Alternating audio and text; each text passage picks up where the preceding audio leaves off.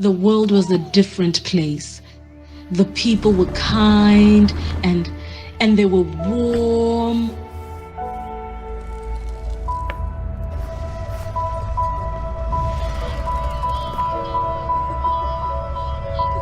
In this world, I protect you and only you. This is an English game. What is This, looking for children all the time.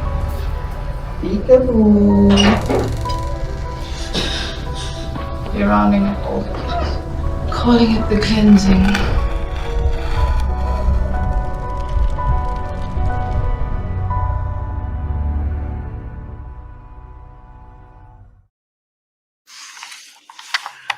That was a trailer from the series The Children of Tomorrow. According to statistics, a child goes missing every 5 hours in South Africa. In just one day, we can expect to lose at least 4 children. We can expect 4 children to be abducted. It's Child Protection Week in South Africa from the 30th of May to the 6th of June, and more needs to be done to protect our children. So I'm going to be chatting to the team behind this series, The Children of Tomorrow. We have Ryan Matulik. I hope I'm saying that correctly. Ryan is the producer and director of The Children of Tomorrow. I have Eben Bester, who's the writer and director of the series The Children of Tomorrow. We also have Tremaine Abdul, also the director, and Roloff Hayward, also the director of The Children of Tomorrow. Good morning to all of you, and thank you for joining me. Morning, thank you. Hi, morning. How are you? Good, thanks, and yourself? Good, thank you. I think the rest of our team are just experiencing a few technical issues, so hopefully they'll be on in the next minute or so. All right, no problem. We will continue without them for now. So let's start with you, Ryan. What was the inspiration behind the series? Okay, so I think for me, in South Africa, there's just so many children that are going through abuse, gender-based violence, that are being trafficked, and children they're the future of our country, and if we're not there to support them, to help them, then what future do we have? So I think that's where the inspiration came from, and just making a difference in South Africa, in Africa, and the world. Mm-hmm. Definitely. People commit crimes for whatever reasons. Eben, I'm going to go with you on this one here. What are some of the motives behind child abductions and kidnappings and all the other crimes that we see with children? I think a lot of it's to do with child trafficking and trying to exploit the ones that are the most exploitable. They are the most vulnerable people in our society, and the ones that we can gain access to the easiest. Children are also very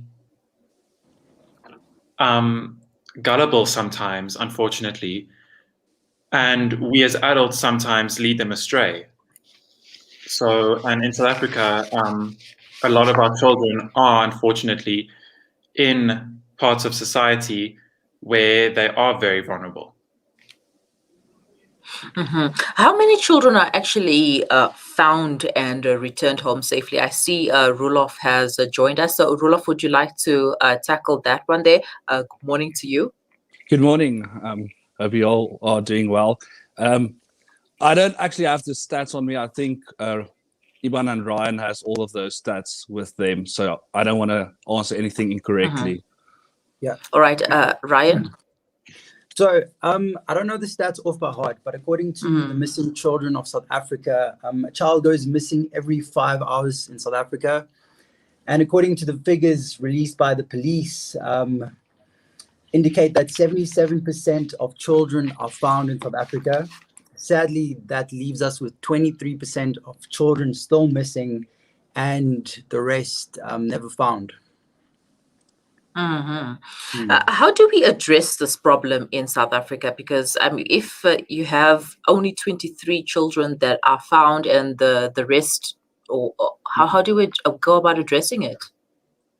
So I think, in South Africa, because of the, we don't have that police support, and we don't have enough support for children and women who go through gender-based violence. I think just creating as much awareness as possible, as we're trying to do with the children of tomorrow.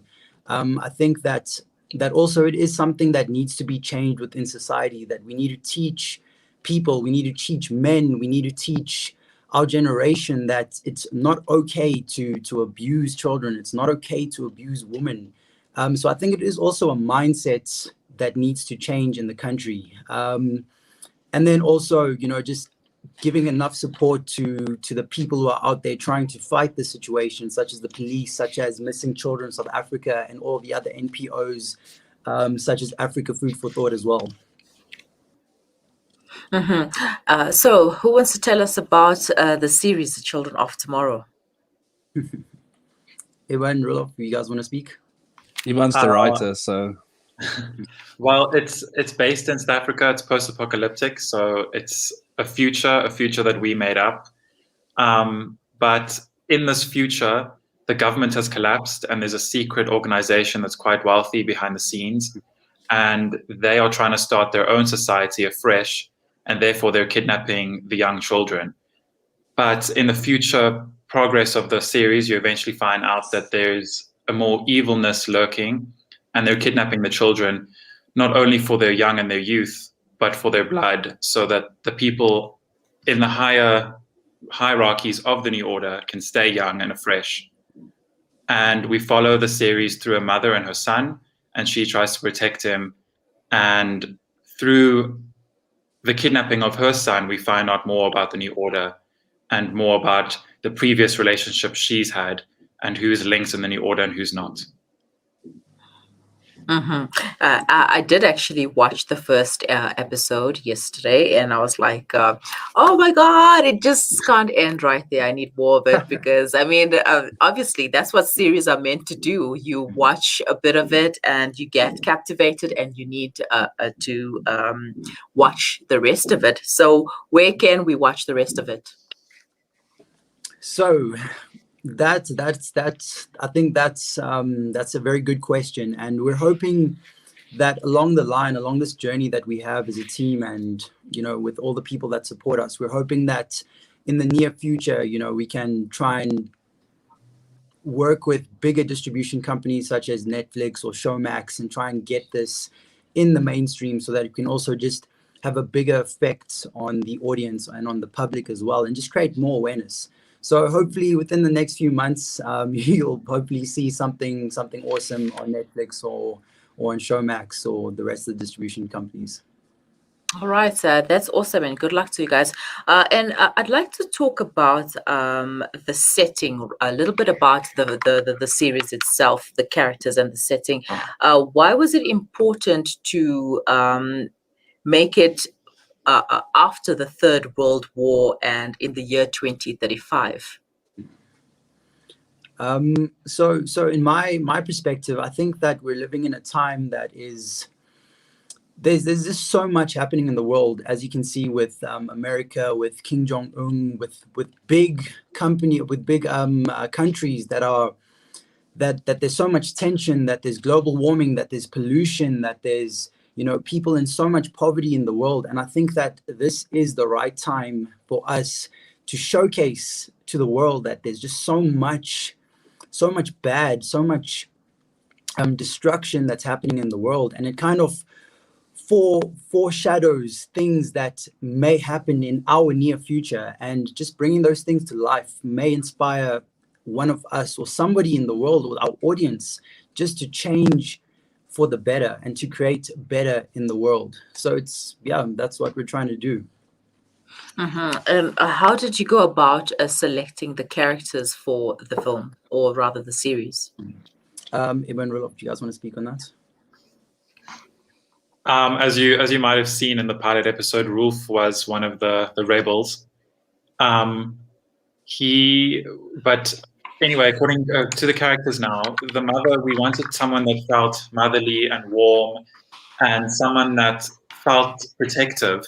And we've worked with the actress before in the past, and she's always been a very warm, loving person. So we thought she'd be very perfect for that role. And then we wanted to showcase something that's quite South African. In South Africa, we are a very mixed society. We have mixed cultures. So we wanted our main family to showcase that mixed origin, a white father, a black mother, a colored son. And for the rest of the characters, we wanted something that was also very uniquely South African. So we wanted to mix the languages, Afrikaans, English. We wanted to put some of the black languages in there. So we wanted it to just come across as very South African. And as soon as you watch it, you need to know which country and where you're based. I remember the parts where she called on Shikwembu in her Yeah. language. So that tells that, okay, the lady is of Tonga origin, and Tonga is one of the cultures in South Africa. And Roelof, I haven't heard anything from you, but well, what would you like to say about the film, since you directed it? And obviously, being a director, you did play a crucial role. Yeah, I just want to say it's been quite a journey. It's something that you haven't seen a lot of in South African TV, especially with the post-apocalyptic scene and everything. So it was quite a challenge, bring that to life, and us as young directors being creative to find characters and settings to this world. And I think it came out pretty nice. Definitely. All right. Thank you guys for your time. Any last words moving forward? Advice, especially to the kids during this Child Protection Week? Ryan? So I think that, it's just about creating awareness, teaching your children, teaching the youth of South Africa that, being in situations such as gender-based violence, such as, speaking to strangers, and, those things need to be spoken about. Those things need to be okay to be taught to your children. It shouldn't be something that's very foreign. It should be something that's natural, that we're setting an example for our children, for our kids, for our youth. And then I'd also just like to speak to the audience as well.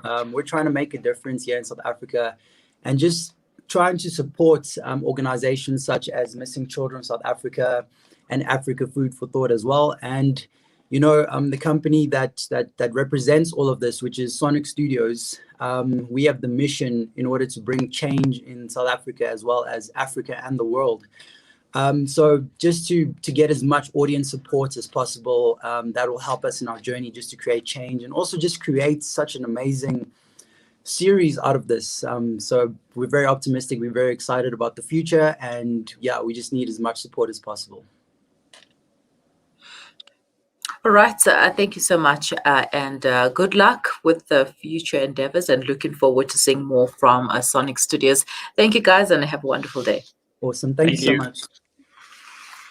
That was the team from The Children of Tomorrow, a production from Sonnix Studios, and we had Ryan Matulich, the producer and director. We had Eben Bester, writer and director, and we had Roelof Hayward, also one of the directors of the series The Children of Tomorrow. Unfortunately, it's not a complete series. It's only the pilot project of it. And as Ryan mentioned, very soon we will be able to watch it on our favorite platforms such as Netflix and Showmax. We're going to see what the future holds. Anyways, do support organizations like Missing Children South Africa and Africa Food for Thought, because I mean, we need to create more awareness, and we need to make this discussions daily. We cannot leave it just like that, especially if a child goes missing every 5 hours in South Africa. We have 24 hours in a day. So if you do the math, that's about 4 children going missing every day. It could be your child next. It could be my child. And God forbid, we don't want that to happen. We don't want it to get to that point, because I sit and I always wonder how easy it is to lure kids. And you can teach them as much as you want about stranger danger. And then somebody can just come and pick them up, grab them, and go. And stranger danger doesn't even come to play. Stranger danger doesn't even come into effect. You can build walls as high as you want to, in the hopes of keeping them safe, and yet they can go missing while they are at school. So support such organizations, Missing Children SA, because we and unfortunately we are losing faith in our police department, especially if they come with a nonchalant attitude when you try and report a crime or like a child missing, etc. Anyways, it is 11:21. You are listening to the Mid-Morning Talk on Salam Media. We will be right back after the break.